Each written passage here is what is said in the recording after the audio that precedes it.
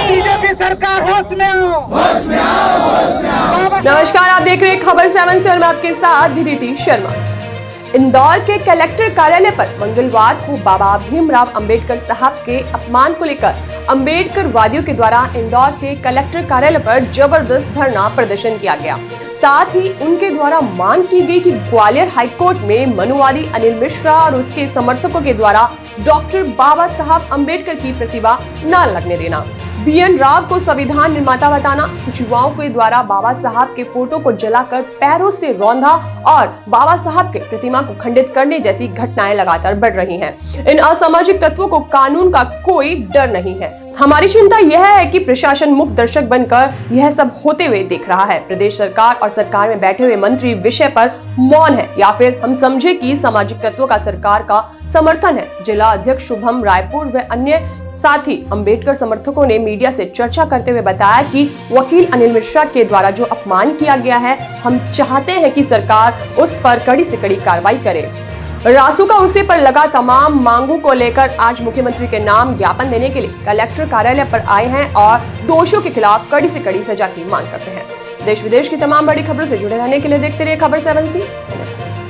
हम सभी यहाँ पर आज लगातार ग्वालियर में डॉक्टर बाबा साहब अम्बेडकर जी का अपमान, बाबा साहब के संविधान का अपमान को लेकर एडवोकेट अनिल मिश्रा जो लगातार बाबा साहब को बदनाम कर रहा है, उनके संविधान को बदनाम कर रहा है, वो नाना प्रकार की भ्रांतियां फैलाकर कैसे भी करके बाबा साहब को अपमानित कर रहा है, देशद्रोह का काम कर रहा है।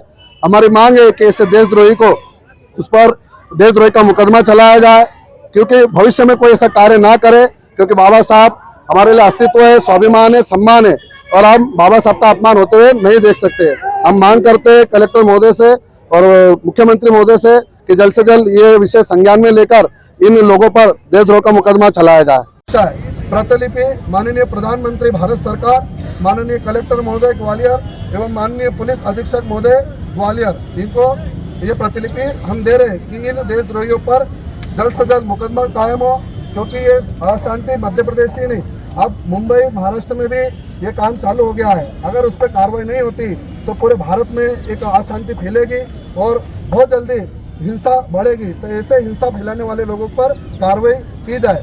साथ ही महोदय, पानी सीधे शब्दों में कहे जाए कि जहर पिलाने से 16 मासूमों की जान चली गई। अधिकारियों और जनप्रतिनिधियों में समन्वय की कमी और लोगों द्वारा की गई शिकायतों को नजरअंदाज करने का परिणाम लोगों की मौत के रूप में देखा। ये वो बदनुमा दाग है जो देश के सबसे स्वच्छ शहर में मिला है।